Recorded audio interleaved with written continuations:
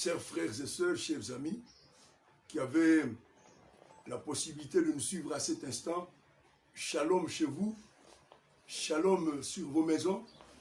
Nous vous saluons de tout cœur au nom du Seigneur Jésus-Christ et nous sommes particulièrement honorés d'avoir l'occasion de partager à nouveau la parole du Seigneur avec vous. Je vous salue avec ce passage du psaume 68. Au 20e verset, la Bible déclare « Béni soit le Seigneur chaque jour ». Quand on nous accable, Dieu nous délivre. Et le verset suivant dit « Dieu est pour nous le Dieu de délivrance ». Dieu est pour nous, pour chacun de vous, pour vos familles respectives. Dieu est pour nous le Dieu de délivrance. Que Dieu se révèle ainsi dans votre vie, que Dieu se révèle ainsi dans votre famille, que Dieu se révèle ainsi dans vos combats, comme le Dieu de délivrance, comme le seul Dieu qui fait des prodiges, qui guérit, qui sauve, qui délivre, qui pardonne, qui bénit, qui secourt. Que Dieu se révèle ainsi dans votre vie. Nous remercions notre Dieu de ce qu'il nous offre à nouveau l'occasion d'être là.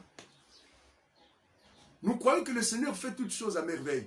S'il a permis que momentanément les églises se ferment et que les cultes se déroulent dans ces conditions exceptionnelles, que son nom soit loué. Et nous nous réjouissons de ce que sous d'autres cieux, des bien-aimés peuvent se réunir déjà à l'église en prenant des précautions. Et nous en profitons, j'en profite pour dire à tous mes frères et sœurs, où que vous vous trouviez, de prendre les précautions sanitaires qui s'imposent face à ces mal sournois qui déciment. Vous savez, quand on entend même des frères et sœurs dire que cette maladie n'existe pas, j'ai parlé à l'un d'eux en lui disant, mais vous avez une conduite criminelle. C'est vraiment criminel de dire que cette maladie n'existe pas, parce que cela incite beaucoup à se relâcher, à ne pas prendre les précautions qu'il faut. Cela met leur vie en danger et met la vie d'autres personnes en danger. Donc, prenons les précautions qui s'imposent, mais ayons foi en Dieu. Ayons foi en Dieu. Voilà. Nous allons continuer notre partage sur le dispositif du salut de Dieu. Le dispositif du secours de notre Dieu, de la sécurité que Dieu offre à son peuple. Nous allons relire à nouveau la première épître de Pierre au chapitre 2. Première épître de Pierre au 2e chapitre, en commençant par le 6e verset. Car il est dit dans l'Écriture, « Voici, je mets en Sion une pierre angulaire, choisie, précieuse, et celui qui croit en elle ne sera point confus. L'honneur est donc pour vous qui croyez. Mais pour les incrédules, la pierre qu'ont rejetée ceux qui bâtissaient est devenue la principale de l'angle et une pierre d'achoppement et un rocher de scandale. Ils s'y heurtent pour n'avoir pas cru à la parole, et c'est à cela qu'ils sont destinés. Vous, au contraire, vous êtes une race élue, un sacerdoce royal, une nation sainte, un peuple acquis, afin que vous annonciez les vertus de celui qui vous a appelé des ténèbres à son admirable lumière, vous qui autrefois n'étiez pas un peuple et qui maintenant êtes le peuple de Dieu, vous qui n'aviez pas obtenu miséricorde et qui maintenant avez obtenu miséricorde. Il y a toujours dans l'histoire des hommes et des femmes qui appartiennent à Dieu ces deux moments importants. Autrefois et à partir de maintenant. Autrefois et désormais. Nous allons, avant d'aller plus loin, lire Éphésiens chapitre 2. C'est aussi un passage que nous avons lu à plusieurs reprises. Nous allions y ajouter quelques passages pour continuer notre méditation sur la foi. Éphésiens chapitre 2. Lisons d'abord du 8e au 10e verset. Car c'est par la grâce que vous êtes sauvés, par le moyen de la foi. Et cela ne vient pas de vous, c'est le don de Dieu. Ce n'est point par les œuvres, afin que personne ne se glorifie. Car nous sommes son ouvrage et a été créé en Jésus-Christ pour de bonnes œuvres que Dieu a préparées d'avance afin que nous les pratiquions. Enchaînons jusqu'au 13e verset. Du 11e au 13e.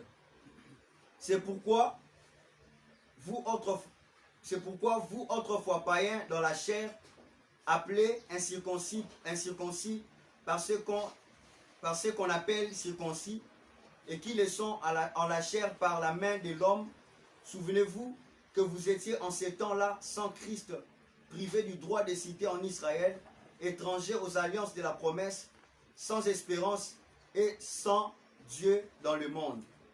Mais maintenant, en Jésus-Christ, vous qui étiez jadis éloignés, vous avez été rapprochés par le sang de Christ. Et verset 19, même chapitre, Éphésiens 2, verset 19. Ainsi donc, vous n'êtes plus des étrangers, ni des gens du dehors, mais vous êtes concitoyens des saints, gens de la maison. Et revenons à l'Hébreu chapitre 11, l'histoire et l'expérience de David. Hébreu chapitre 11, à partir du 24e verset. C'est par la foi que Moïse, devenu grand, refusa d'être appelé fils de la fille de Pharaon, aimant mieux être maltraité avec le peuple de Dieu que d'avoir pour un temps la jouissance du péché, regardant l'opprobre de Christ comme une richesse plus grande que les trésors de l'Égypte, car il avait les yeux fixés sur la rémunération. Nous sommes sauvés par la grâce. Il faut insister là-dessus. La grâce, cette générosité inexprimable du cœur de Dieu, c'est cette générosité de Dieu qui nous a sauvés. Aucun homme ne peut être sauvé sur base de ses mérites. Nous insistons là-dessus. C'est ça l'évangile. C'est ça l'évangile. Aujourd'hui, dans beaucoup de milieux, on fait la promotion des efforts de l'homme, des prières de l'homme. C'est une bonne chose que de prier Dieu. C'est une bonne chose que de chanter de cantiques, d'apporter ses offrandes, de soutenir l'œuvre de Dieu. Mais aucune de ces choses en elle-même ne peut sauver un pécheur. Aucune de ces choses. Le salut est le don de la grâce de Dieu. Le salut est le don de la générosité du cœur de Dieu. Le salut est le don de la libéralité de Dieu. Vous êtes sauvés par la grâce. Vous êtes pardonnés par la grâce. Vous êtes guéris par la grâce. Vous êtes bénis par la grâce. Par la grâce. Aucun homme n'a aucun mérite à faire valoir devant le Seigneur. Nous sommes sauvés par la grâce, par le moyen de la foi. C'est tellement important. Il ne faut pas qu'un homme se lève, vende les bénédictions aux autres, vende la guérison aux autres, vende le salut aux autres. C'est une abomination, c'est une horreur que d'enseigner des choses pareilles et de les mettre en pratique. Vous êtes sauvés par la grâce, car la grâce de Dieu, source de salut pour tous les hommes, a été manifestée. Donc Dieu sauve tous les hommes par sa grâce. La grâce qui est le déploiement de l'amour de Dieu, qui est l'expression de la bonté infinie de Dieu. La grâce. Mais la grâce sauve celui qui croit. C'est de ça que nous sommes en train de parler. Vous êtes sauvés par la grâce, par le moyen de la foi. C'est pourquoi l'apôtre Pierre, que nous sommes en train de relire, nous dit, l'honneur est pour vous qui croyez. Devant Dieu, l'honneur est pour celui qui croit. Ça, c'est une loi ordinaire dans le royaume de Dieu. Ta foi t'a sauvé. Qu'il te soit fait selon ta foi. Il faut croire. L'honneur est pour celui qui croit en Jésus-Christ. L'honneur est pour celui qui place sa confiance en l'évangile. Car, dit Paul, je n'ai pas honte de l'évangile. L'évangile est une puissance de Dieu pour le salut de celui qui croit. L'honneur est pour celui qui croit. Et en quoi consistait la foi de Moïse? Quelle est la vraie foi? Nous l'avons déjà dit, que la foi, c'est faire le choix du vrai Dieu. Nous l'avons déjà dit, on ne va pas longtemps s'attarder à nouveau là-dessus. Et deuxième chose, Moïse va choisir d'être maltraité avec le peuple de Dieu. Faire le choix d'être maltraité avec le peuple de Dieu. Vous savez, du point de vue humain, le choix que fait Moïse est une folie. Je l'ai dit d'entrée de jeu, Moïse était un homme privilégié.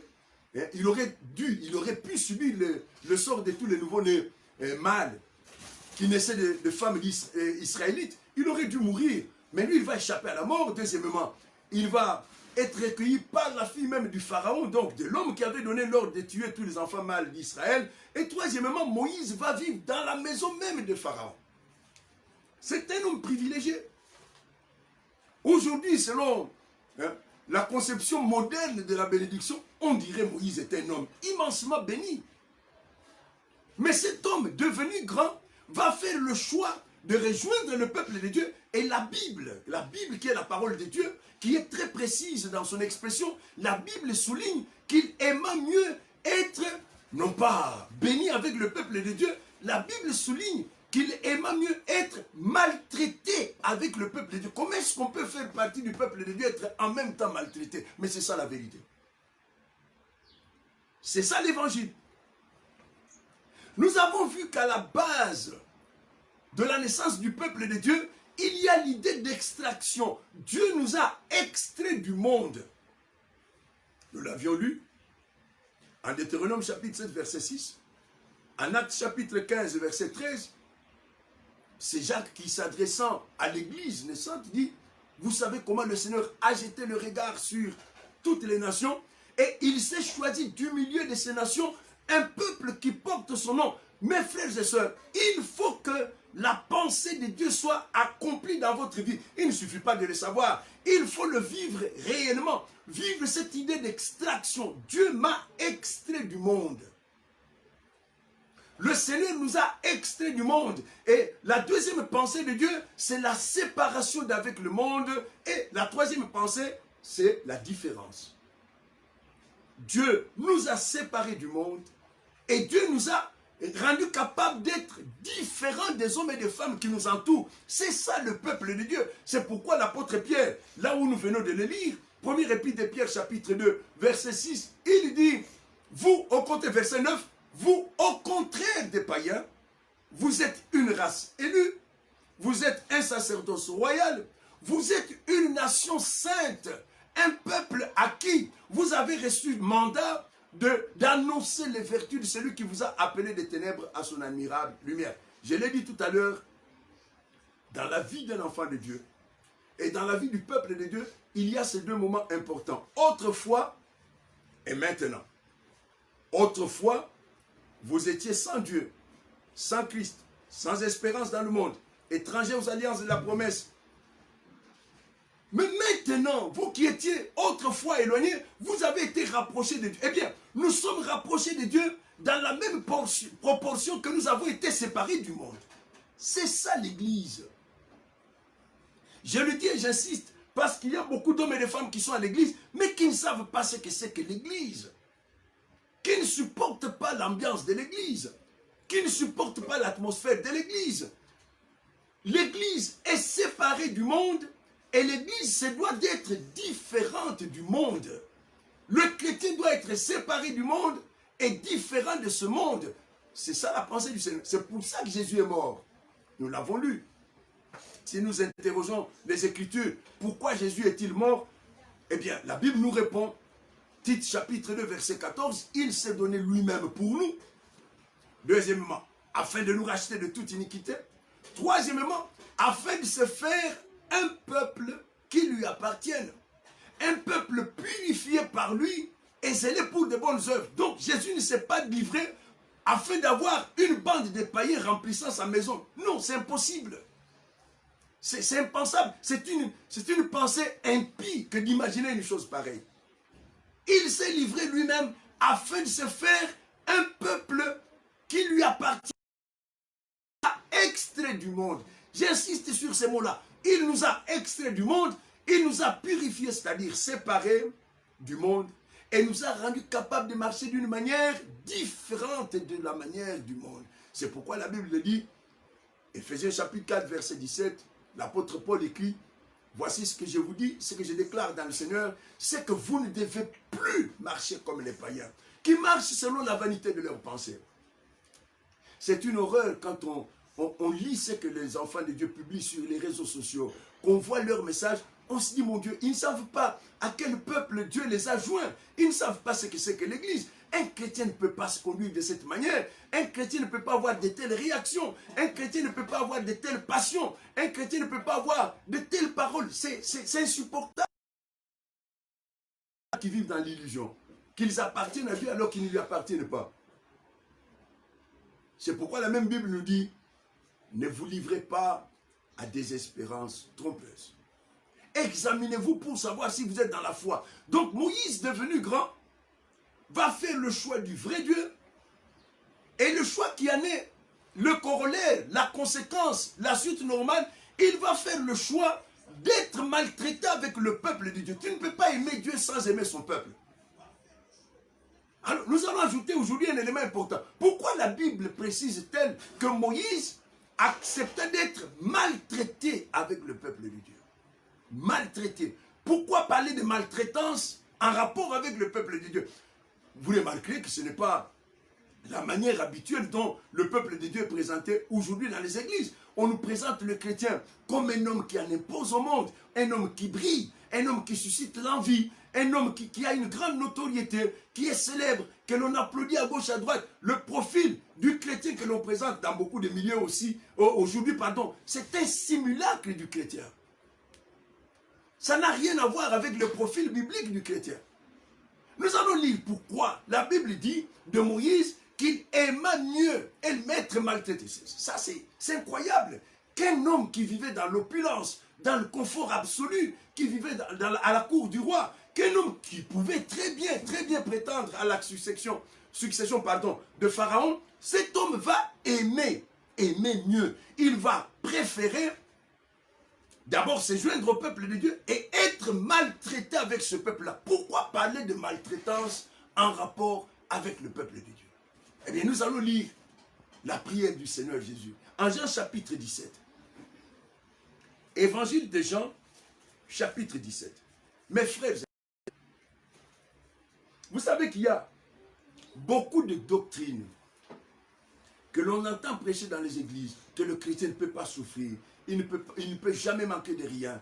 Il devrait être, on a compris, c'est écrit, nous sommes la tête, jamais la queue. C'est vrai, c'est biblique. Alors, de là, on tire comme conséquence, il faut que le chrétien ait le plus de bien possible, qu'il soit toujours meilleur partout, qu'il ne manque jamais de rien, que ce soit la personne qui en impose dans le quartier, qui attire la foule, qui est applaudi. Mais ce n'est pas ce que Jésus nous dit de son peuple. Jean chapitre 17.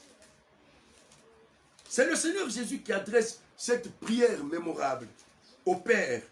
Et que dit-il entre autres choses au Père? Jean chapitre 17. Nous commençons par le 14e verset. Jusqu'au 20e. Je leur ai donné ta parole, et le monde les a haïs, parce qu'ils ne sont pas du monde, comme moi je ne suis pas du monde. J'aimerais que nous rédigions ce passage. Jean 17, verset 14. Je leur ai donné ta parole, et le monde les a haïs, parce qu'ils ne sont pas du monde, comme moi je ne suis pas du monde. Je ne te prie pas de les ôter du monde, mais de les préserver du mal. Ils ne sont pas du monde, comme moi je ne suis pas du monde. Sanctifie-les par ta parole, par ta vérité. Ta parole est la vérité. Comme tu m'as envoyé dans le monde, je les ai aussi envoyés dans le monde. Et je me sanctifie moi-même pour eux, afin qu'eux aussi soient sanctifiés par la vérité.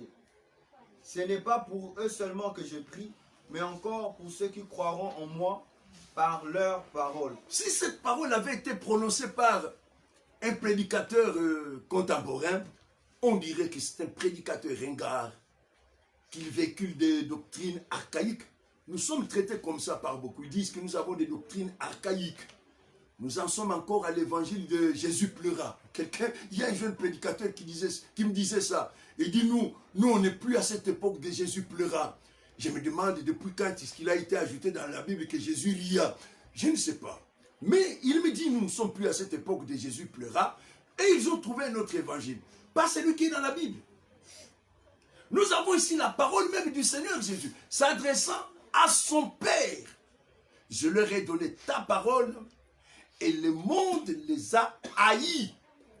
Je leur ai donné ta parole et le monde les a haïs parce qu'ils ne sont pas du monde. Je leur ai donné ta parole et le monde les a haïs parce qu'ils ne sont pas du monde. Et par deux fois, dans ce court passage, Jésus répète par deux fois, ils ne sont pas du monde, comme moi je ne suis pas du monde. C'est ça le véritable peuple de Dieu. Ils ne sont pas du monde, comme leur maître et sauveur n'est pas de ce monde. Jésus établit ici de manière indiscutable, de manière incontestable, de manière absolument irréfutable, l'antagonisme et l'hostilité du monde pour son peuple. L'hostilité du monde pour son église. L'hostilité du monde pour ses brebis. C'est lui qui, parlant au Père, s'adresse au Père, il dit, je leur ai donné ta parole et le monde les a haïs parce qu'ils ne sont pas du monde comme moi je ne suis pas du monde. Mes chers amis, quand on voit et on entend un bon nombre de doctrines, on voit des pratiques dans certains milieux qui se disent chrétiens, où l'on passe son temps à invectiver ses ennemis, à leur jeter du feu, à vouloir leur mort, à leur jeter, leur envoyer les malédictions. On se dit, ces gens, ils n'ont pas entendu Jésus, ils n'ont pas connu Jésus, ils ne sont pas dans l'église de Christ. Un homme, une femme qui rejoint Jésus, qui croit en Jésus, est convaincu dans son cœur de l'hostilité irréductible du monde à l'égard de l'église de Christ. Il n'a même pas à s'en préoccuper.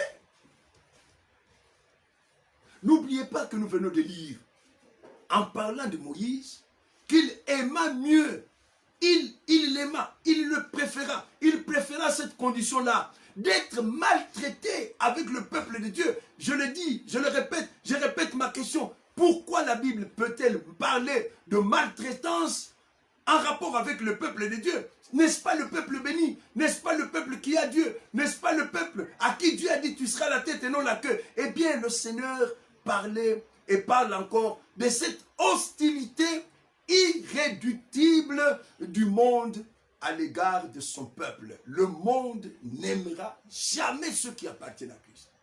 Jamais. Nous avons un choix à faire. Ou bien nous voulons vivre à la frontière entre le monde et l'Église, dans une condition telle que de tous côtés on soit d'accord avec nous, que le monde soit d'accord avec nous, que l'Église soit d'accord avec nous. Eh bien, des hommes et des femmes pareils qui ont fait tel choix, le Seigneur a promis de les vomir. C'est écrit dans la Bible. Ou bien tu es chaud, ou bien tu es froid. La parole n'est pas de moi, elle est du Seigneur. Puisque tu n'es ni chaud, ni froid, mais que tu te permets d'être tiède, je te vomirai. Je te vomirai. Il y a beaucoup de doctrines qui placent les hommes à la frontière, dans une sorte de pénombre. On ne sait pas très bien s'ils sont dans la lumière ou dans les ténèbres. On ne sait pas très bien s'ils sont à gauche ou à droite. On ne sait pas très bien s'ils sont de Christ ou du diable. Ils sont quelque part, tantôt d'un côté, tantôt de l'autre. Dieu n'aime pas ça. Ceux qui appartiennent à Christ doivent faire clairement et définitivement, radicalement le choix de lui appartenir, de telle manière que partout où ils se trouvent, l'on voit immédiatement qu'ils appartiennent à Christ.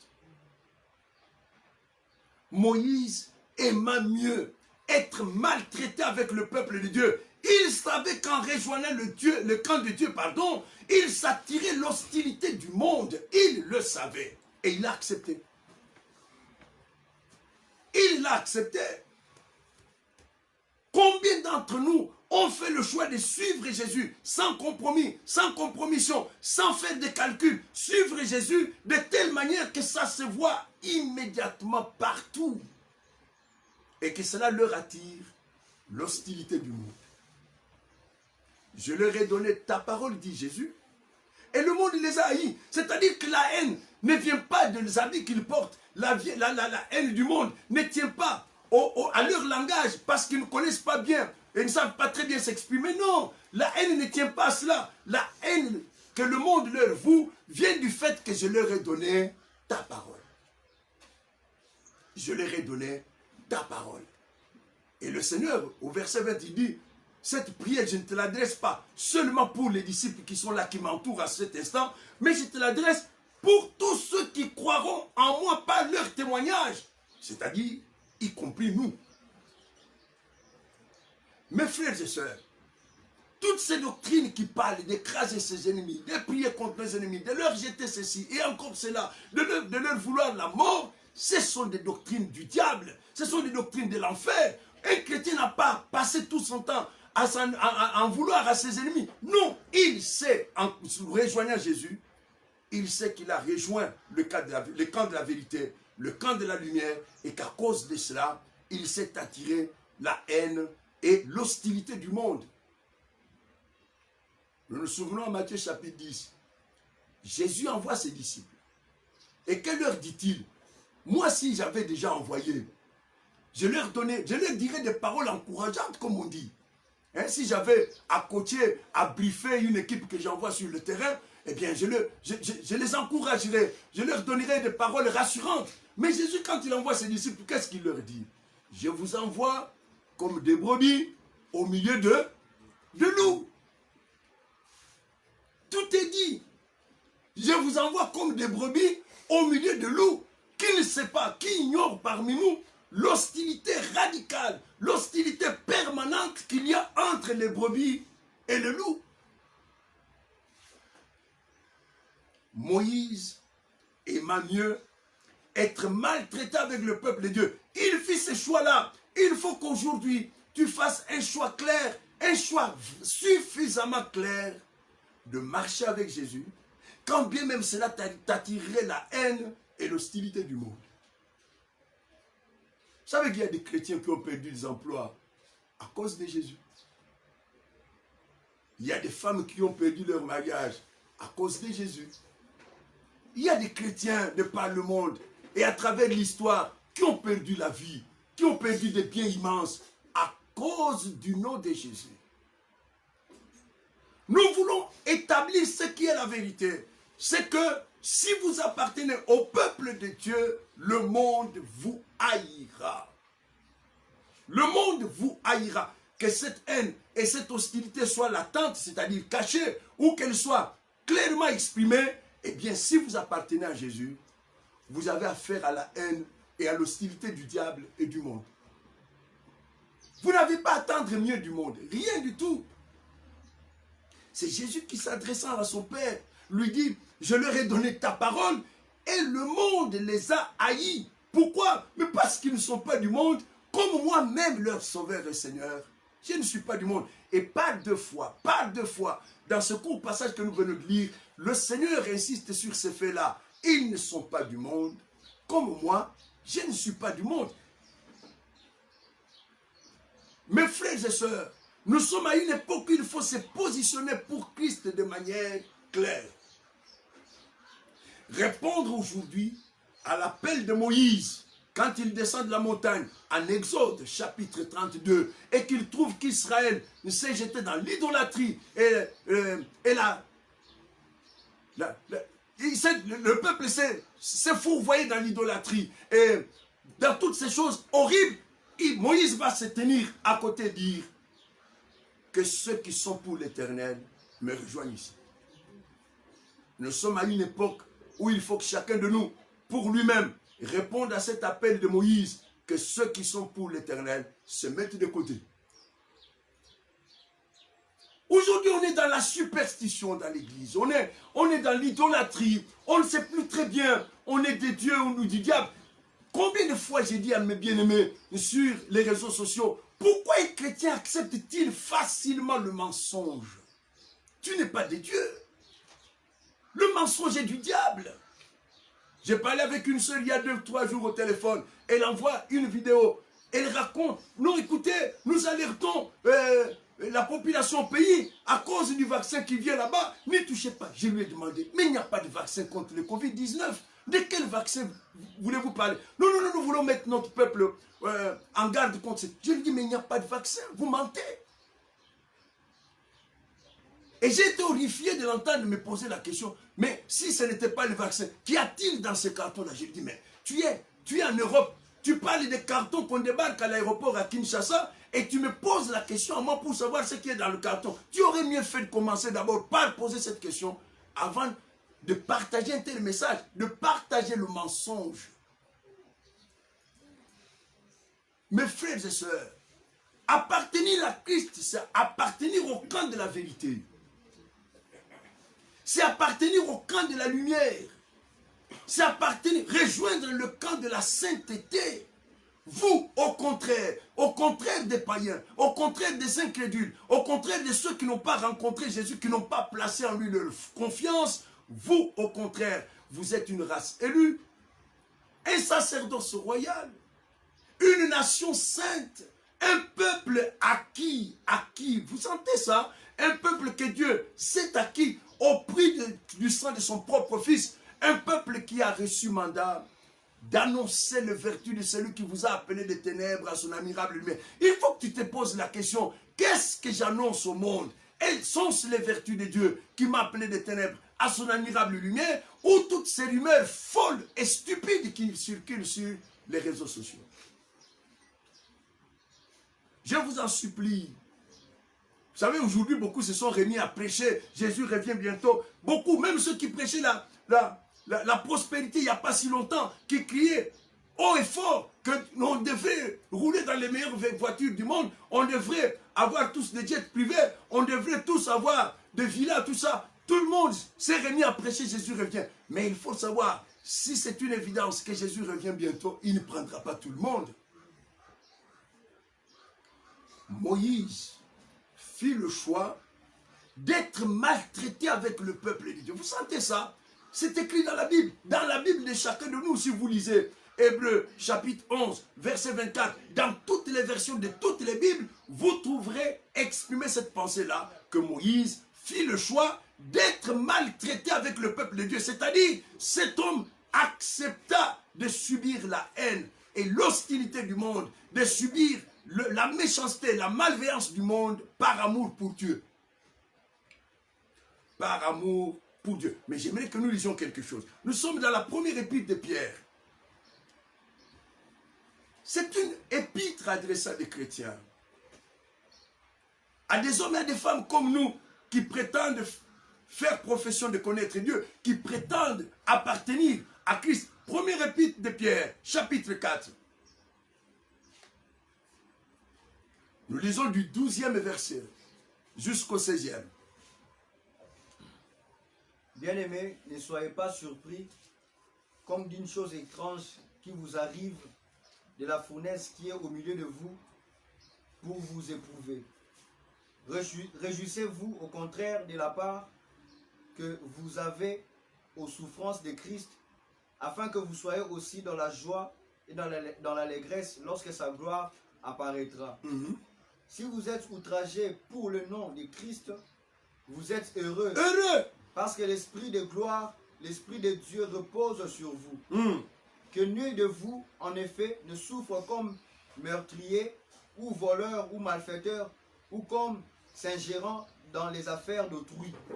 Mais si quelqu'un souffre comme chrétien, qu'il n'en ait point honte, et que plutôt il glorifie Dieu à cause de ses noms. Si quelqu'un souffre comme chrétien, qu'il n'en ait point honte, au contraire qu'il glorifie Dieu.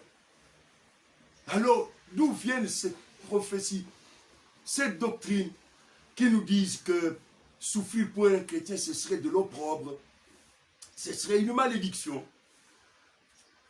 Que pour un chrétien souffrir, ce serait un signe de désapprobation de Dieu. Et qu'eux, ils ont trouvé le moyen d'évacuer toute souffrance de la vie humaine, de la vie de chrétien. Non, non. La souffrance ne devrait pas poser de problème à un chrétien. Bien-aimés, ne soyez pas surpris comme d'une chose étrange qui vous arrive, de cette fournaise qui est au milieu de vous pour vous éprouver. Que cela ne soit pas considéré comme une chose étrange. Que je subisse les soupçons de mes collègues, les calomnies de mes voisins. Cela ne devrait pas me déranger. Cela ne devrait pas me troubler. Mes frères et sœurs, examinons-nous chacun pour lui-même pour savoir si nous sommes dans la foi.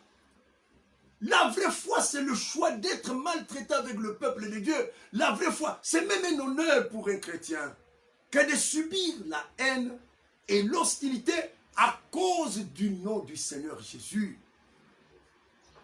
Si quelqu'un souffre comme chrétien, qu'il n'en ait point honte, qu'au contraire, il glorifie Dieu, qu'il glorifie le Seigneur.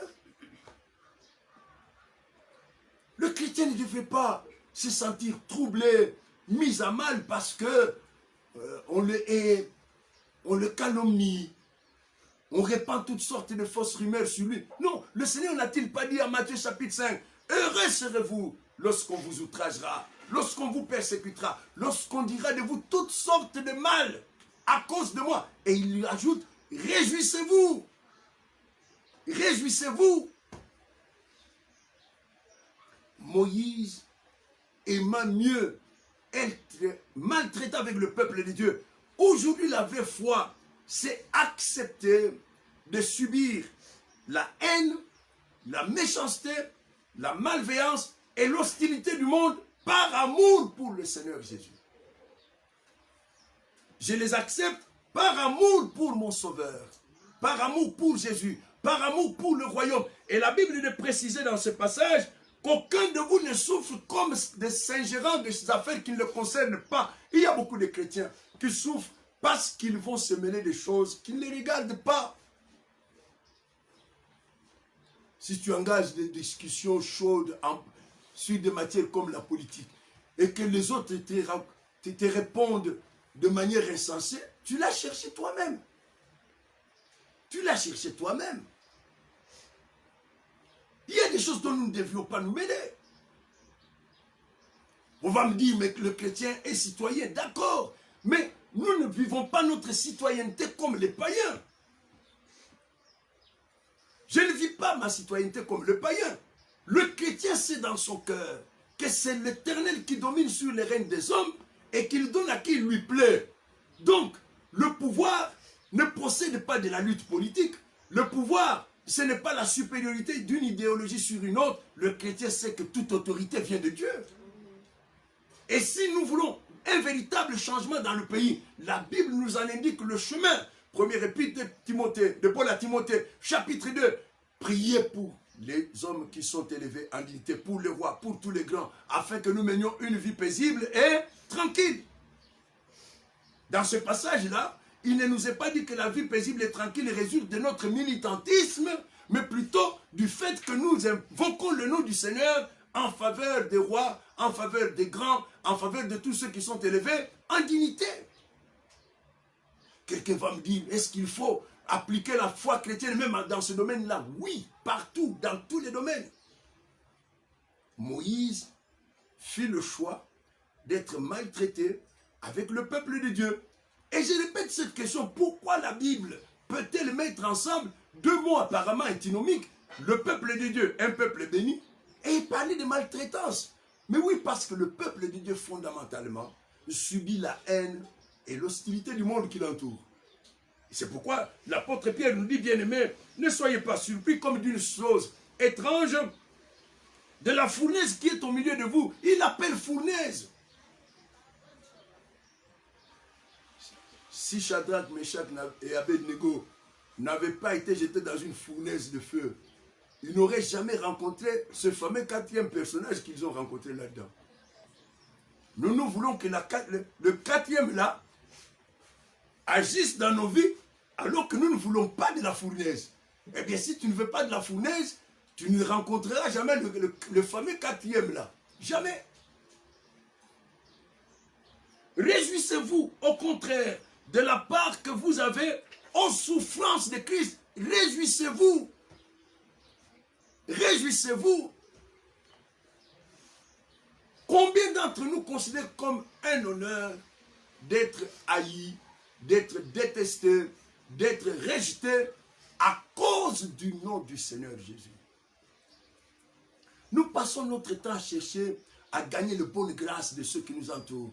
Nous passons notre temps à flatter même les païens, à les supplier, à faire tout pour leur plaire, alors que nous devions consacrer cette énergie-là, ce temps-là, ce moment-là, toutes ces capacités-là à plaire à notre Dieu.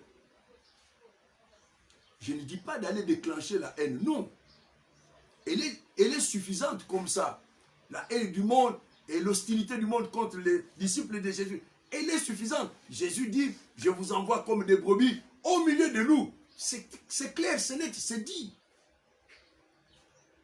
Des brebis au milieu de loups. Il ne faut même pas une grande leçon pour que ça se comprenne. Même un petit enfant comprend ça. Placer une brebis au milieu de loups, eh bien, c'est la vouer à la mort. Et pourtant, c'est ça que Jésus dit. Ce sont les termes qu'il emploie en parlant de ses disciples. Je vous envoie comme des brebis au milieu de loups. Et aujourd'hui, nous nous supplions le Seigneur de faire de nous des lions qui affrontent des loups. Mais Dieu ne le fera jamais. Son peuple n'est pas constitué de lions, il est constitué plutôt d'agneaux. Au milieu des loups. C'est ce que Dieu veut. Alors quand on entend des chrétiens dire, mais d'où vient la souffrance? Pourquoi la souffrance? Ils n'arrêtent pas de se plaindre de la souffrance. Ils n'ont rien compris à l'appel du Seigneur. Si vous ne voulez pas de la souffrance, vous ne voulez pas de Jésus. Nous allons lire nos Bibles. Nous sommes dans l'évangile de Jean,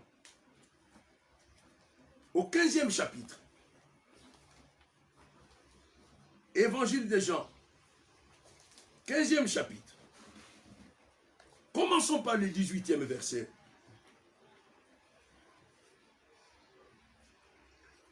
Si le monde vous hait, sachez qu'il m'a haï avant vous.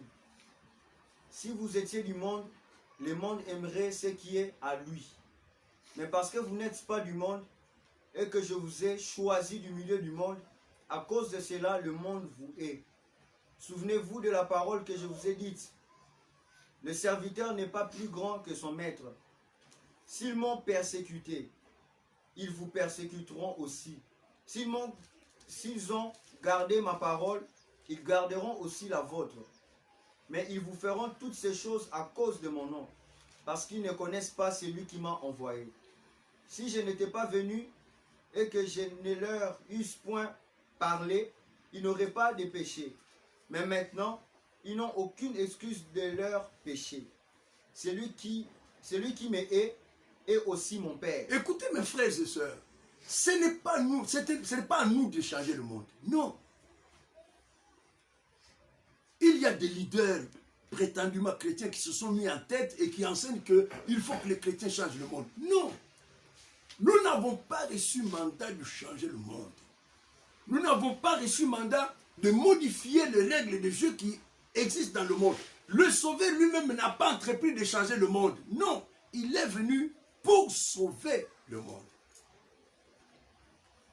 Il ne faut pas se mettre en tête qu'il faut que tu transformes le monde. Ce n'est pas à nous de transformer le monde. Ce n'est pas à nous de modifier les règles de Dieu qui existent dans le monde. Si le monde vous hait, sachez qu'il m'a haï avant vous. Croire en Jésus, c'est accepter sa portion de haine et d'hostilité de la part du monde. C'est aussi simple que ça. C'est le choix que fit Moïse. Moïse choisit d'être maltraité avec le peuple de Dieu plutôt que d'avoir pour un temps la jouissance du péché en Égypte. Il aurait très bien pu faire ce choix contraire, rester en Égypte, mener une vie confortable, une vie entre guillemets bénie selon le concept d'aujourd'hui. Eh bien, Moïse plaqua tout cela. Il tourna le dos à ce confort-là. Il tourna le dos à ce bonheur factice et éphémère. Moïse fit le choix d'être maltraité avec le peuple de Dieu. Et aujourd'hui, il faut que chacun de nous réponde pour lui-même à l'appel de Moïse. En Exode chapitre 32, à moi ceux qui sont pour l'Éternel. Oui, il faut sortir de la confusion. Il faut sortir de la superstition. Il faut sortir de la tiédeur et prendre clairement position pour le Seigneur Jésus-Christ. Prendre position pour Jésus de manière la plus claire possible, la plus radicale possible, la plus définitive possible, de telle manière que le monde sache toujours et partout que tu appartiens à Christ. Et le Seigneur nous l'a dit.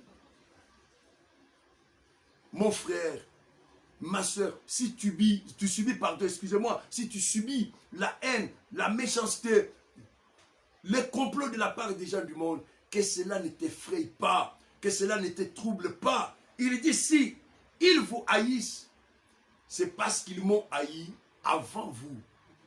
avant vous. Si vous étiez du monde, le monde vous aurait aimé parce qu'alors vous apparteniez au monde.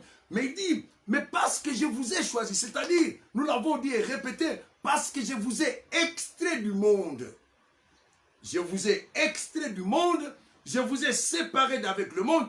Notre séparation d'avec le monde, ce n'est pas nous de le faire, c'est Jésus qui l'a fait à la croix. C'est lui qui, par sa croix, nous a une fois pour toutes séparés d'avec le monde, une fois pour toutes établi la différence entre son peuple et le monde. Il l'a fait une fois pour toutes à la croix, et c'est pourquoi il nous dit, si vous étiez du monde, le monde aimerait ce qui est à lui, mais parce que vous n'êtes pas du monde, et que je vous ai choisi du milieu du monde, à cause de cela, le monde vous hait. Le monde ne vous hait pas à cause de couleurs des habits que vous portez. Le monde ne vous hait pas parce que vous êtes de grandes ou de petites tailles. Non, il vous hait à cause de Jésus. Et le Seigneur dit, ils vous feront toutes ces choses à cause de mon nom. Ils vous haïront à cause de mon nom. Ils vous rejetteront à cause de mon nom. Quand il faudra choisir, eh bien, ils choisiront toujours les autres au détriment de vous à cause de mon nom. Ils vous feront subir des injustices à cause de mon nom. Ils vous calomnieront à cause de mon nom. Ils vous persécuteront à cause de mon nom. Pourquoi? Mais parce que je vous ai extrait du monde. Je vous ai choisi du milieu du monde. Et que vous n'appartenez plus au monde. Vous n'avez plus rien à voir avec le monde. Je vous en supplie. Considérez comme un motif de joie de souffrir par amour pour Christ. C'est un motif de joie. Acceptez de marcher seul avec le Seigneur.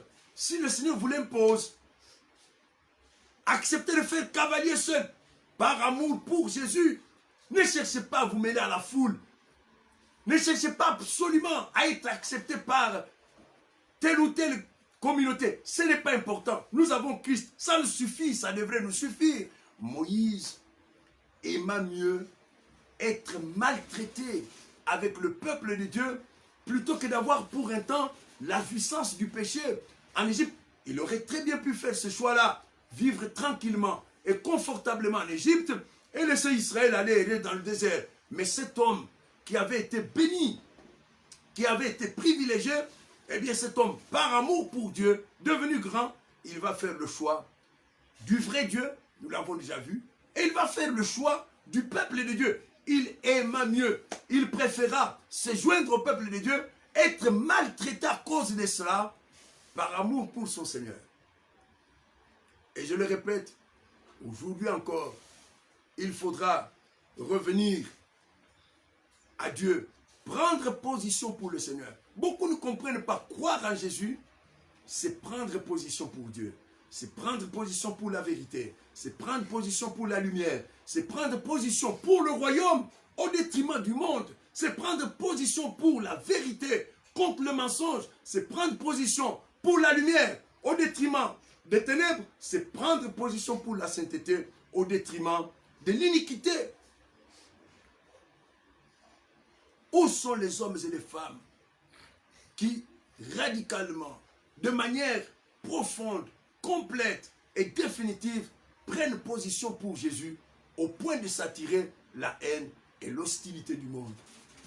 C'est avec ce peuple-là que Dieu va se glorifier.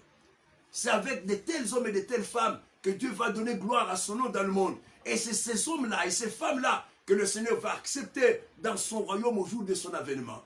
Mais si tu n'es ni froid, ni chaud, que tu aimes bien la tiédeur, que tu aimes bien le mélange, que tu aimes bien la pénombre, dans sa parole, le Seigneur dit qu'il va te vomir. C'est aussi radical que possible, c'est aussi clair que possible. Il dit, parce que tu n'es ni chaud, ni froid, je te vomirai. Nous allons lire un dernier passage. Nous sommes dans l'épître aux Philippiens. L'épître aux Philippiens.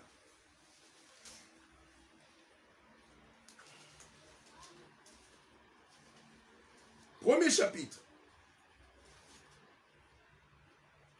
Du 27e verset au 30e. Et Philippiens chapitre 2, et 1er, pardon, Philippiens chapitre 1er, 27e verset jusqu'au 30e.